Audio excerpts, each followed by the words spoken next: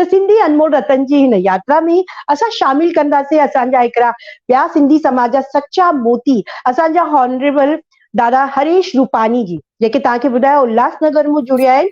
दादा लाइ मां इहो चवंदसि कि दादा mechanical engineer with qualification of business management, तव्हां घणनि ई मल्टी नेशनल कंपनी सां जुड़ी करे तव्हां कमु कयो आहे ऐं तव्हां सोशल में बि ॾाढा एक्टिव आहियो। तव्हां घणनि ई ऑर्गेनाइज़ेशन सां जुड़ी करे सामाजिक रूप में तव्हां जाम सुठा कम कया आहिनि। तव्हांजो बिलीव आहे, स्ट्रॉन्गली बिलीव आहे कि अगरि कंहिं बि देश में ग़रीबी हटाइणी आहे त उन्हनि जे ॿारनि खे हाईली एजुकेटेड करणु ॾाढो ज़रूरी आहे।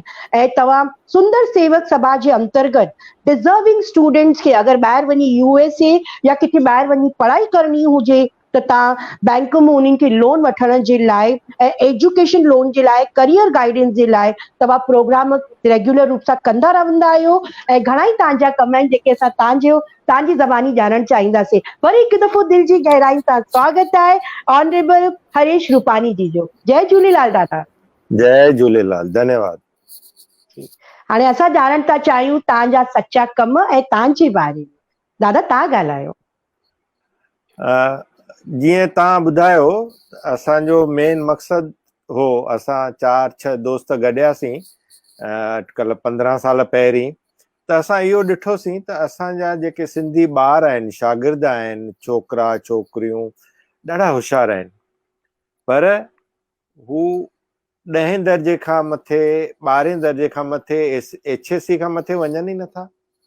इहा ॻाल्हि असां गहराईअ सां स्टडी कईसीं ऐं इहो ॾिठो असां त जेके हायर एजुकेशन जा कोर्सिस आहिनि, engineering, medical, chartered accountancy, cost accountancy, company secretary, pharmacy, इहे जेके हाई एंड कोर्सिस आहिनि उहे तमामु कॉस्टली आहिनि। उन्हनि जूं फ़ियूं रेंज थियूं थियनि 1 लाख पर ईयर खां वठी 2 लाख पर ईयर ताईं। जेकॾहिं कंहिंखे CA थियणो आहे त उन्हनि खे 5 सालनि में घटि में घटि 3 to 4 lakhs खपनि। त असांजे समाज जो जेको हेठियों तबिको आहे उन्हनि में उहो समर्थ न आहिनि जो एतिरियूं फ़ियूं भरे करे हू पंहिंजूं हाई क्वालिफिकेशन्स हासिल करे सघनि। पर साॻे वक़्तु कुदरत असांखे हिकु दात ॾिनी आहे। असांजे जीन्स में असांजे भॻवान जी कृपा सां दिमाग़ सभिनी जो सुठो आहे। जनरली स्पीकिंग दिमाग़ सभिनी जो सुठो आहे। त असां सोचियोसीं छो न असां इन कुदरत जे ॾिनल दात खे असां एक्सप्लॉइट कयूं। इन वीचार सां असां सपोर्ट करणु शुरू कईसीं स्कॉलरली स्टूडेंट्स खे फॉर हायर एजुकेशन। असांजी सपोर्ट शुरू ई 10हें दर्जे खां थींदी आहे। 10हें दर्जे में असां सपोर्ट करणु शुरू कंदा आहियूं, छाकाणि त 10हों दर्जो बेस आहे कंहिं बि हायर एजुकेशन जो। ऐं असां इहो उन्हनि खे प्रोत्साहन ॾींदा आहियूं त 10हें दर्जे में तव्हां घटि में घटि 85% खणो त जीअं असां तव्हांखे अॻियां सपोर्ट करे सघूं।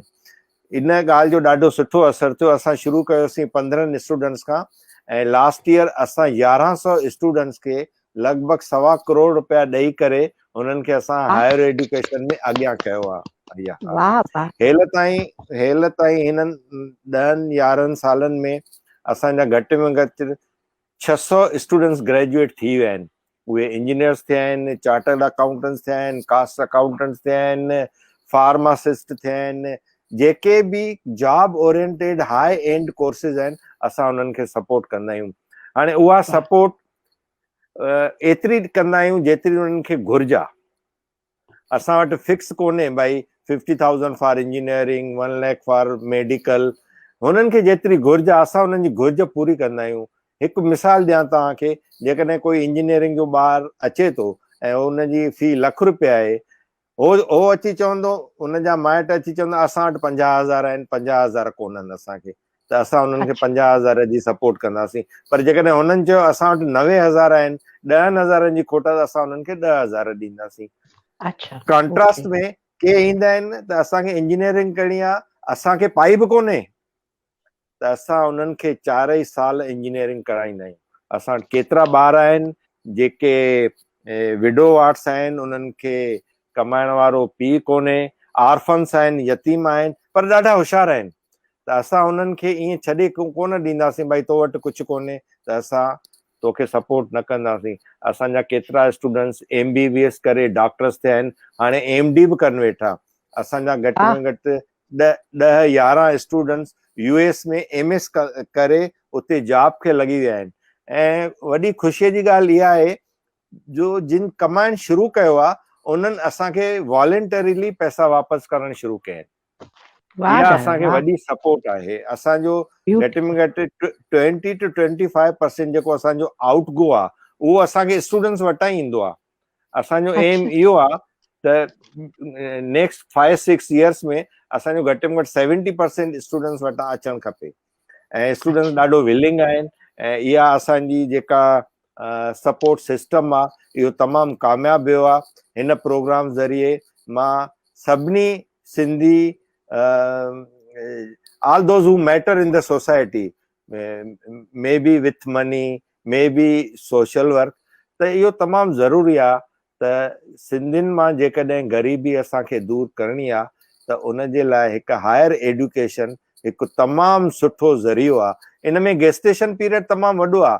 जेकॾहिं असां 10 दर्जे खां शुरू था कयूं त उनखे इंजीनियर थियण लाइ घटि में घटि 6-7 साल लॻंदा, डॉक्टर थियण लाइ 8-9 साल लॻंदा। पर हिकु दफ़ो डॉक्टर थी वियो त असांखे इहा पक आहे, डॉक्टर थी वञे, इंजीनियर थी वञे, कॉमर्स ग्रेजुएट थी वञे, कोई बि प्रोफेशनल कोर्स करे, अकाउंट्स, फिनांस, बैंकिंग, इंश्योरेंस, हिकु दफ़ो इहो कोर्स कयईं त हू 20-25 हज़ार सैलरीअ खां केॾां न वेंदो। ऐं जेकॾहिं हू उन मुक़ाम ते पहुतो त असांखे इहा पक आहे त उनजी नेक्स्ट जनरेशन असांजे समाज ते बोझो न थींदी। ऐं इन तरीक़े सां असां नेक्स्ट 20 to 30 इयर्स में असां ॿिनि जनरेशन्स खे जेकॾहिं पढ़ायूं त असांजे समाज मां ग़रीबी हिकदमि दूर थी वेंदी। छाकाणि त जेकॾहिं असांजे समाज में कंहिं हिकु कुटुंब में जेकॾहिं हिकु ॿार ग्रेजुएट थियो आहे त इहा असांखे पक आहे त ॿियनि खे हू पाण ई पढ़ाईंदो।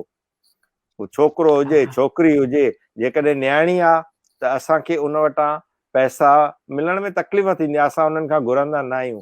छाकाणि त हिकु दफ़ो हायर एजुकेशन पूरी कयईं, इंजीनियर थी वई, डॉक्टर थी वई, चार्टर्ड अकाउंटेंट थी वई, उनजी उमिरि 24 साल 25 साल थी वई त नेचुरल आहे त उहो वञी शादी कंदी। उन ते बि सोशल ऐं डोमेस्टिक प्रेशर हूंदो।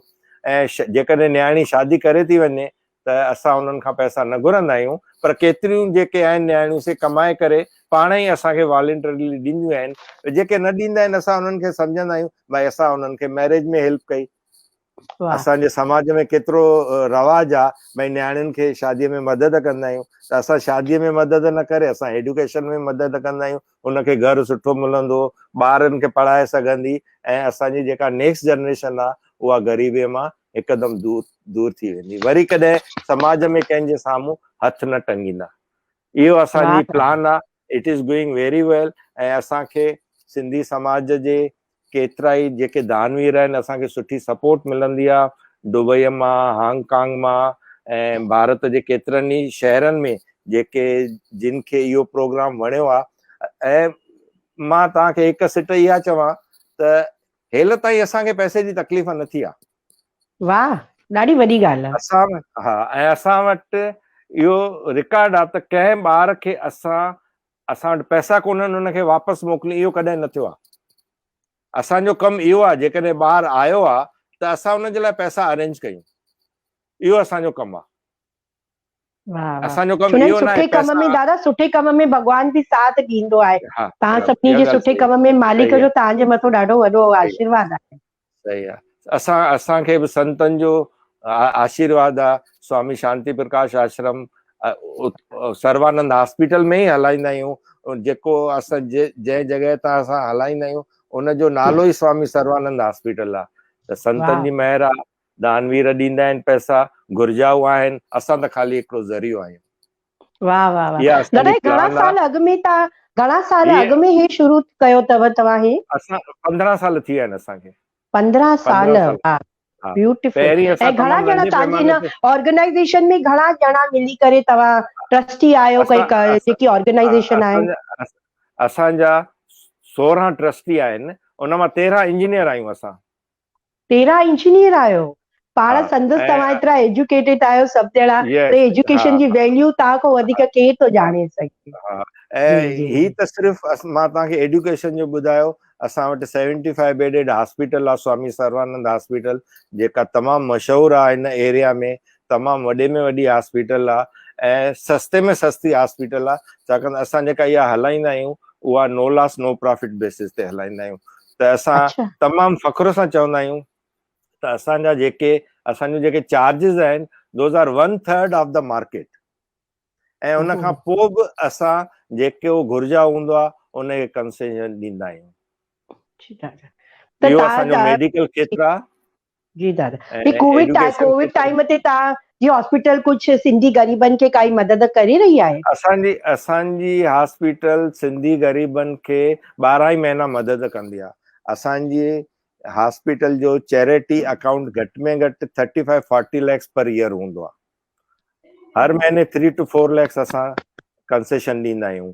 ऐं असां वटि वाह, डायलिसिस हलंदी आहे, उहा लॻभॻि फ्री आहे, अच्छा कंप्लीट ओह फ्री। यस हाँ वाह वाह दादा वाह।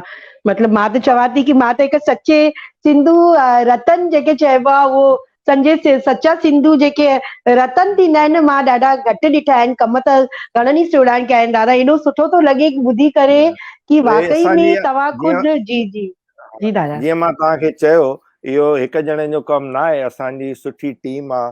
तव्हांखे मां ॿुधायो 13 इंजीनियर्स आहिनि। असां ही एडुकेशन डिपार्टमेंट 6 ट्रस्टीज़ हलाईंदा आहियूं, 6 ई इंजीनियर्स आहिनि। त इहो वाह हिकु टीम वर्क आहे, इहो हिकु जी टीम जी वर्क आहे। तव्हां सही चयो ऐं कि काई बि देश जी उन्नति लाइ घर में ॿार एजुकेटेड हाईली हूंदा त देश परिवार जी त उन्नति थींदी, समाज जी देश उन्नति जी थींदी, उन खां पोइ देश जी उन्नति थींदी। ब्यूटीफुल थॉट सर, तव्हांजो मां ब्यूटीफुल हिकु थॉट आहे। ॻाल्हि लास्ट मैसेज ॾींदुसि सभिनी दानवीरनि खे त ही कमु जिते बि हुजनि उते शुरू कनि। मां ईअं नथो चवां त असांखे पैसा ॾियनि, पर जिते बि हुजनि, जहिड़े बि शहर में हुजनि, कहिड़े बि टाउन में हुजनि, हायर एजुकेशन में हू फोकस कनि। असांजे समाज में स्कूल जे लाइ तमामु माना सुठी मदद मिलंदी आहे। फ्यू मिली वेंदियूं आहिनि ॿारनि खे, किताब मिली वेंदा आहिनि, SSC ताईं काई तकलीफ़ न थींदी आहे, HSC ताईं काई तकलीफ़ न थींदी आहे। तकलीफ़ हुन खां पोइ आहे। त हायर समाज एजुकेशन जा जेके असांजा अॻवान आहिनि, असांजो जगवाणी साहिबु आहे। ऐं हिकु ॻाल्हि मां चवंदुसि, असांजे महाराष्ट्र में घटि हिकु गवर्नमेंट तमामु सुठी स्कीम शुरू कई आहे। 50% of the tuition fees are paid by government for economically backward classes, and economically backward classes is defined as those who are having income less than 8 lakhs per year।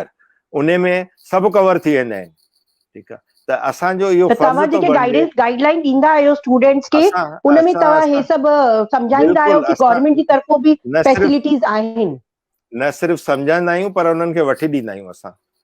अच्छा we वाह ensure that they get this concession।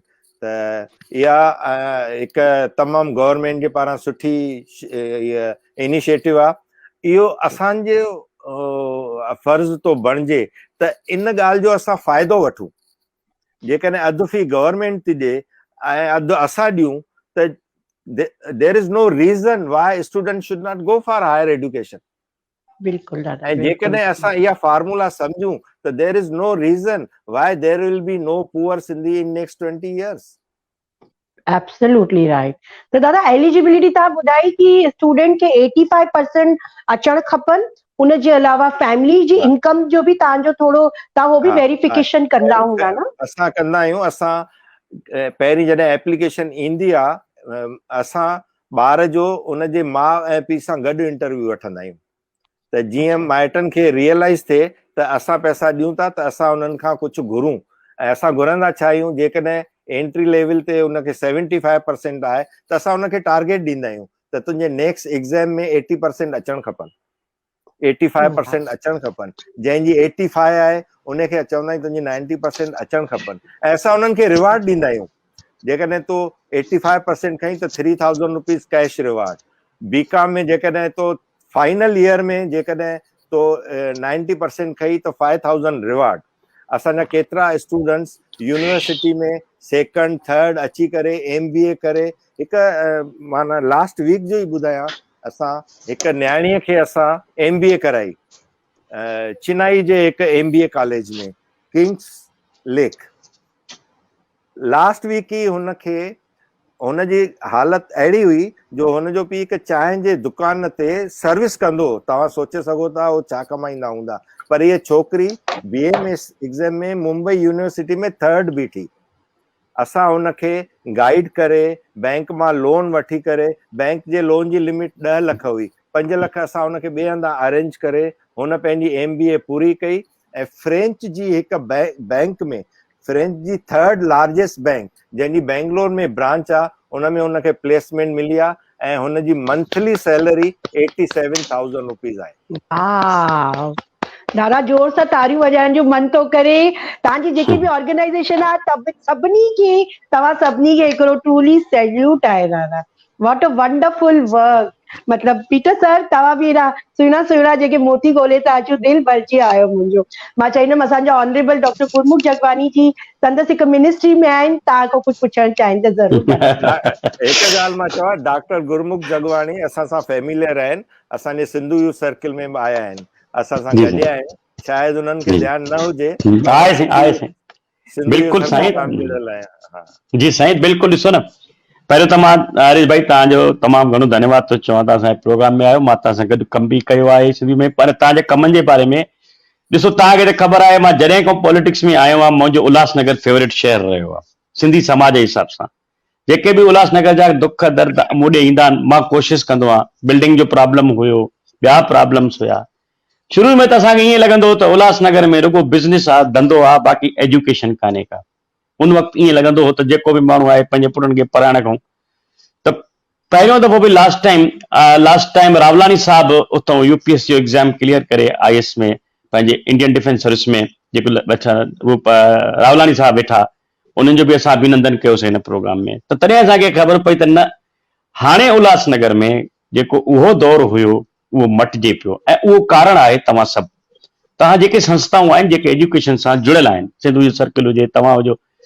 Sahyadri जे बारे में तव्हां अस्पताल जे बारे में मूंखे हमेशह जॾहिं बि ईंदो आहे मुंहिंजा नगर सेवक कुमार हुजनि या महेश सुखरामानी जी हुजनि जमनू जी हुजे मन्नू रामचंदानी हुजे सभु मूंखे थोरो थोरो गाइड कंदा रहंदा आहिनि छो जो मां बि जलगांव में हिकिड़ी चैरिटेबल हॉस्पिटल हलायां थो जंहिंजो चेयरमैन आहियां नेत्र ज्योति हॉस्पिटल आहे ऐं बिल्कुलु उहा बि ईअं तव्हां वांगुरु तव्हांजे नक्शे कदम ते हली रही आहे कंहिं चयो आहे साईं जेकॾहिं अव्हां हिकु साल लाइ सोचो था त ॿिज छटे छॾियो अगरि तव्हां पंहिंजे क़ौम जे लाइ सोचो था हिकु साल लाइ त हुन में ॿिज छटे छॾियो साल जो फसल अची वेंदो जेकॾहिं 10 सालनि लाइ सोचो था त हिकु ॿूटो लॻायो जेको हिकु ॿूटो लॻायो जेको वण थी वेंदो जेकॾहिं तव्हां 100 सालनि लाइ सोचो था त पोइ माण्हूअ खे तालीम ॾियो ॿारनि खे तालीम ॾियो जे तव्हां पंहिंजी ज़िंदगी क़ौम जी सुधारणु चाहियो था त हुनजे क़ौम जे पंहिंजे माण्हुनि खे तालीम ॾियो इहा तालीम अहिड़ो ॿूटो आहे जेको 100 साल ताईं ऐं हिकु दफ़ा जेको तालीम वठंदो उहो 10 माण्हुनि खे तालीम ॿिया ॾींदो त मां तव्हांजो बिल्कुलु अभिनंदन चवंदो उहो चवंदा आहिनि त जहां पर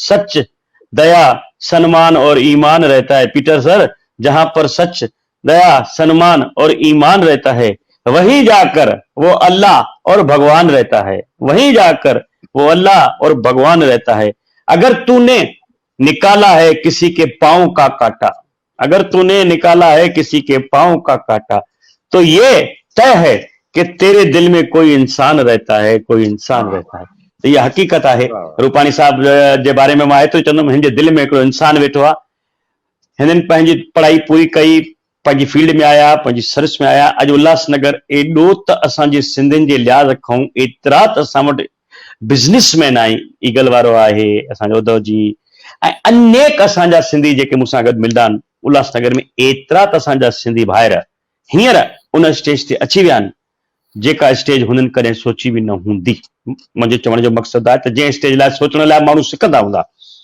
उहे अची विया आहिनि त मां हरीश भाई जी जेका विनती आहे सभिनी खे इहा रिक्वेस्ट कंदुमि प्रोग्राम मार्फत सां त अचो हरीश भाई जहिड़नि जा जी साईं हथ मज़बूत कयूं ऐं सभिनी खे जी जी जी हिकु ॻाल्हि मां ॾुख जी चवणु चाहींदुसि त असांखे जेके कॉन्ट्रीब्यूशन्स ईंदा आहिनि उहे असांजे सिंधी दानवीरनि खां वधीक नॉन सिंधी दानवीरनि वटि ईंदा आहिनि मां उहो ई थो चवणु चाहियां साईं त मूंखे ख़बर इन ॻाल्हि ते जेकॾहिं तव्हां थोरो जोगो ध्यानु ॾियो त असांजी हिकु न सभिनी बिज़नेसमैन जी हिकु बजट थींदी आहे त अॼुकल्ह त CSR अची वई आहे। सर फंड जी साईं CSR फंड मां ॻाल्हायां जी मां उहो पियो ॻाल्हायां असां टिनि प्रोग्रामनि में असां जी असां साईं टिनि प्रोग्रामनि में सिस्का वारो हुजे असांजो फिनोलेक्स वारो हुजे असांजो टिनि चइनि वारो प्रोग्राम कयासीं असां सभिनी खे इहो रिक्वेस्ट कयो त जेको CSR असां ॿियनि जे चवण ते पॉलिटिकल माण्हू जे चवण ते पॉलिटिकल माण्हू खे ॾियूं था छो जो मां ख़बर आहे त जॾहिं मां MLC हुउमि त केतिरनि ई वॾियुनि कंपनी जी CSR मेडिकल जे नाले सां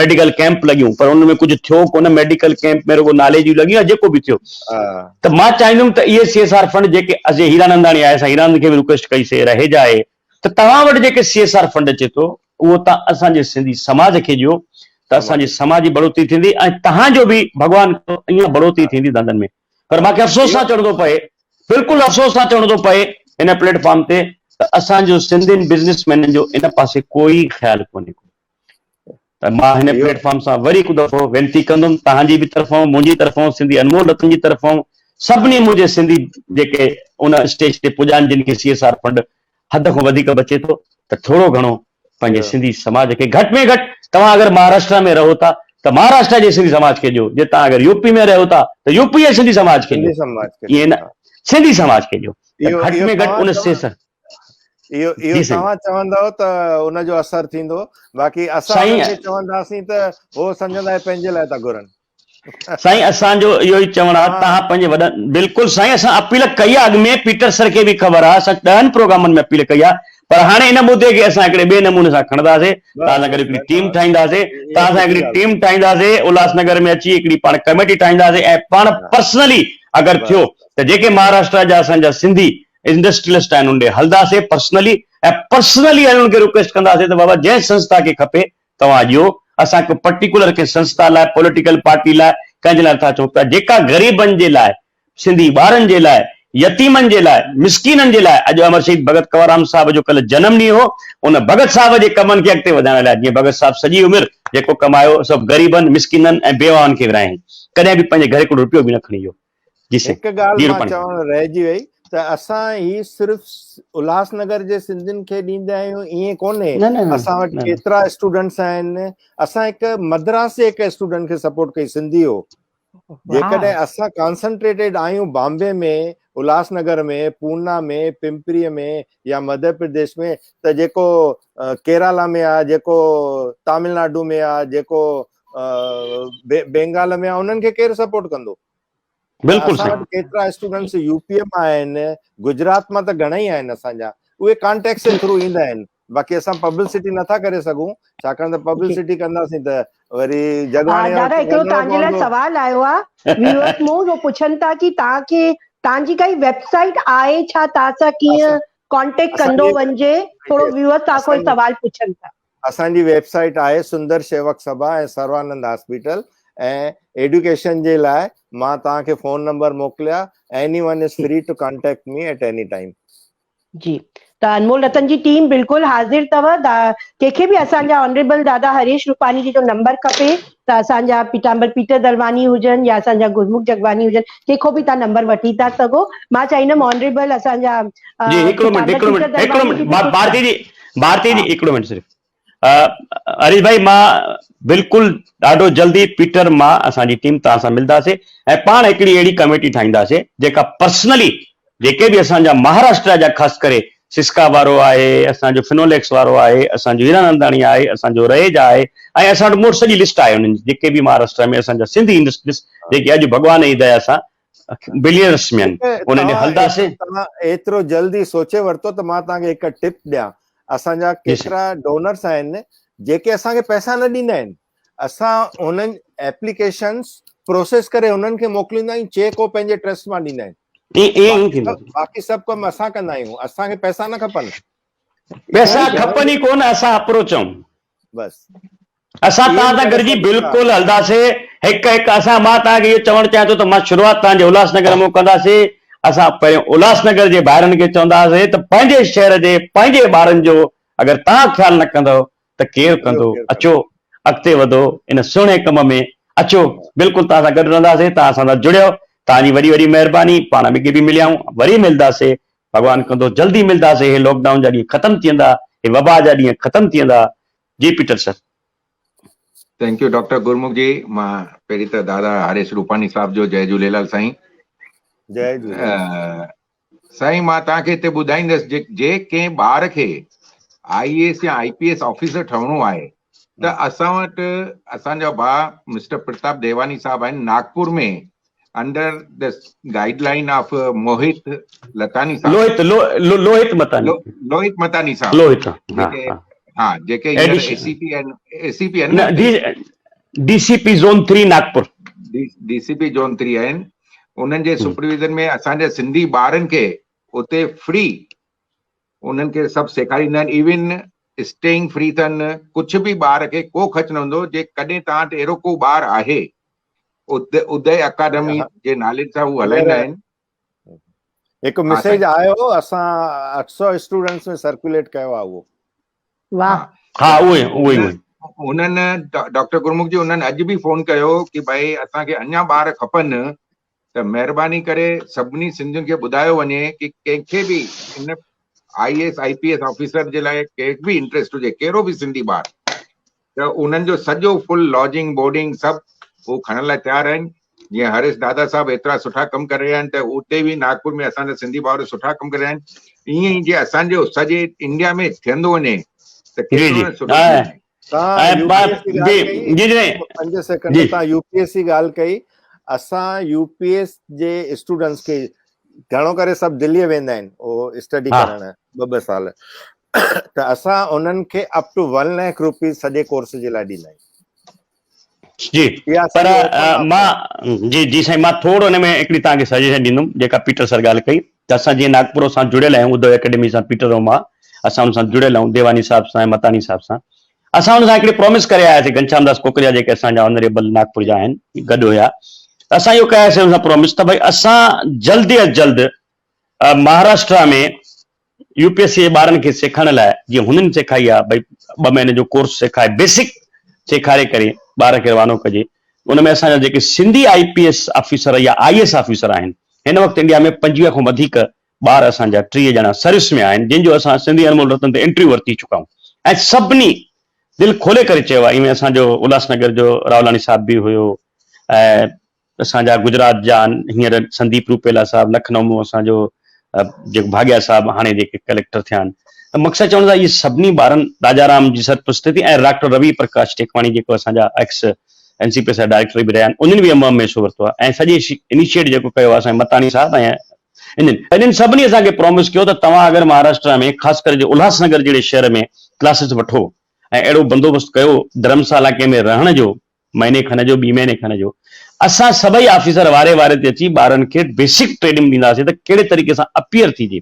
छो जो पहिरियों जेको प्रिंसिपल आहे उहो अपीयर थियण जो आहे। ॿार अपीयर थिए थो, प्रिलिमिनरी पास थिए थो, त पोइ अॻिते हुनजी बेसिक ट्रेनिंग जेका आहे उहा दिल्ली में कोचिंग आहिनि, बॉम्बे में कोचिंग आहे, या साईं लखनऊ में साईं चांडूर साहब सां हिकिड़ी कैंप लॻंदी आहे हर साल।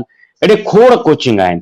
त प्राइमरी सिखण लाइ असां तव्हांखे रिक्वेस्ट कंदासीं हरीश भाई, त तव्हां वटि जीअं सिंधु यूथ सर्किल में बि जॻह आहे, असां सिंधी अनमोल रतन जी तव्हां सां गॾिजी करे अहिड़ो हिकिड़ो प्रोसेस ठाहिणु चाहियूं था त असां हिकिड़े ॿारनि जे लाइ उते हिकिड़ो under the guidance of Lohit Matani साहब ऐं उनजी सॼी टीम सां गॾु, राजाराम सां गॾु, हिकिड़ो थोरो लॉकडाउन ख़तमु थिए त हिकिड़ो अहिड़ो कैंप तव्हां वटि बि रखूं, जंहिंमां असां उल्हासनगर हिकिड़ो ॾाढो पोटेंशियल शहर आहे सिंधियुनि जे लाइ, त इहो अगरि पाण गॾिजी कमु कयोसीं। पीटर सर, तव्हांखे कीअं थो लॻे? डॉक्टर गुरमुख जी, इन में मां हिते डॉक्टर प्रताप पिंजानी खे बि यादि कंदुसि, NCPS बिल्कुलु बिल्कुलु उन्हनि बि ओपन हैंड ॾिनो आहे कि कॾहिं बि अहिड़ा क्लासिस आहिनि तव्हां NCPSL खे यादि कयो, असां सॼो ख़र्च करण लाइ तयारु आहियूं। NCPSL 2 क़दम अॻियां वधंदी ऐं बुक्स बि फ्री ॾींदी। जे ऑनलाइन कोर्स खपे त ऑनलाइन बि फ्री मुहैया कराईंदी सभिनी ॿारनि खे। त असां उन्हनि जो बि धन्यवाद था कयूं कि भाई कॾहिं फ्यूचर में दादा हरीश भाई कॾहिं उन्हनि खे बि तव्हांखे ज़रूरत पए थी उन्हनि जी, त हू 2 क़दम अॻियां वधंदा। थैंक यू साईं, तव्हां हेतिरी सुठी इंफॉर्मेशन असांखे ॾिनी, असांजे समाज खे, असां तव्हांजा शुक्रगुज़ार आहियूं। थैंक यू, जय झूलेलाल। ॾिसो, जीअं मां तव्हांखे ॿुधायो, असांजो ऑब्जेक्टिव आहे त सिंधी ग़रीबीअ मां ॿाहिरि निकिरनि। त असां इहो सोचींदासीं त कहिड़ो बि आर्ट हुजे, जेकॾहिं हू उन आर्ट जे ज़रिए पंहिंजनि पेरनि ते बीह थो सघे, पंहिंजो कुटुंब परिवार संभाले थो सघे, समाज ते बोझ नथो थिए, त असां कंसिडर कंदासीं। प्रिंसिपल साॻियो ई आहे, असां एडुकेशन चूज़ कई छाकाणि त इट इज़ मोस्ट कीअं चइजे ऑब्वियस थिंग। असांजो हाणे ठीकु आहे, तव्हां ॻाल्हि कढी, असांजो त हिकु नेक्स्ट प्रोग्राम इहो आहे भई उन्हनि खे माइक्रो लोन्स ॾियूं। सभु त न पढ़ी सघंदा, जेके 30 सालनि खां मथे आहिनि, 35 सालनि खां मथे आहिनि, जगवाणी साहिब उन्हनि खे माइक्रो लोन्स बैंक्स त ॾियनि नथियूं। त कंहिंखे 10,000 खपनि, कंहिंखे 20,000 खपनि, बैंक न ॾींदी, छाकाणि त हुनजी सिक्योरिटी केरु बीहंदो ई कोन। त नेक्स्ट असांजो इहो प्रोग्राम आहे त जेके सिंधी कुटुंब आहिनि जिन में पढ़ाईअ जो मादो कोन्हे या उते ॿार आहिनि ई कोन, 25-30 साल जो जवान आहे, उहो छा कंदो? त इहो असांजो नेक्स्ट प्रोग्राम आहे माइक्रो लोन्स। वाह, वंडरफुल थॉट। इहो आहे असांजो सिंधी अनमोल रतन। केॾियूं न सुठियूं ॻाल्हियूं ॿाहिरि निकिरी थियूं अचनि, उहे चाहे असांजा ऑनरेबल हरीश रूपानी जी एजुकेशन जे मथां हिकिड़ो सेकंड, मां हिकिड़ी ॻाल्हि त रोशनी ॾींदुमि हरीश भाई जी, त असां ऑलरेडी सरकार खे मुरली दादा, असां पीटर सोना, पंहिंजे सिंधी काउंसिल ऑफ इंडिया जी तरफ़ूं असां 2 दफ़ा मिली सरकार खे इहो निवेदन ॾिनो आहे त जीअं मौलाना अब्दुल कलाम आज़ाद बोर्ड आहे, अहिड़े तरीक़े सां असां सिंधियुनि जो हिकिड़ो बोर्ड खोलियो वञे त जंहिंजी मार्फत असां जेके ग़रीबी रेखा खां सिंधी हेठि रहनि था पूरे इंडिया में, पूरे भारत माता में, उन्हनि सभिनी जी मदद कई वञे, उन्हनि खे माइक्रो लोन ॾिना वञनि, उन्हनि खे घरनि जे लाइ पैसा ॾिना वञनि, उनजी मेडिकल जे लाइ फैसला न वञनि। इहा फैसिलिटी मौलाना अब्दुल कलाम आज़ाद बोर्ड जे थ्रू ॾिनी वेंदी आहे कंहिं समाज खे। असां उनजे समाज सां विरोध न आहे भले जो, पर असांखे बि कंसीडर कयो, इहा असांजी डिमांड सरकार वटि पई आहे। 3 दफ़ा असां पर्सनली राजनाथ सिंह सां मिलिया आहियूं, अरुण जेटली साहब हो उन सां मिलियासीं, उन खां पहिरियों असां सोनिया गांधी सां पर्सनली इन डिमांड सां, मां मुरली दादा सां गॾु सभु ॼणा हुया, असांजो जस्टिस इंद्र सेन ईसराणी साहब हुयो मूंसां गॾु, असांजो मुंहिंजो MLC कन्हैयालाल गिदवाणी साहब हुयो, असां सभिनी 15 सालनि खां इहा कोशिशि करे रहिया आहियूं। ऐं हाणे वक़्तु आयो आहे जेका तव्हां ॻाल्हि कयो था, उन ॻाल्हि जे करे असां तव्हां गॾु थींदासीं, सभु वरी सरकार खे इहा ई डिमांड रखंदासीं। असां शंकर लाल लालवाणी खे बि चयो आहे त घटि में घटि हिकिड़ो सिंधी अदबी बोर्ड हुजे जेको ग़रीबनि मिसकिननि खे जेके बिलो पोवर्टी लाइन आहिनि 30 लख ताईं 40,000 ताईं बग़ैर इंट्रस्ट जे लोन ॾे, त जीअं हू पंहिंजो व्यवसाय करे सघनि। तव्हां इहा ॻाल्हि कढी, असांखे ॾाढी ख़ुशी थी त सरकार जेसिताईं सोचे जेसिताईं सरकार सोचे तव्हां सोचियो आहे, असां तव्हां सां हिन फील्ड में गॾु आहियूं। महिरबानी। सभ खां वधीक ख़ुशी मूंखे थी त मां जेको सोचे रहियो आहियां उहो तव्हां अॻु में ई करे रहिया आहियो। वाह, केॾी न सुठी जानकारी आहे।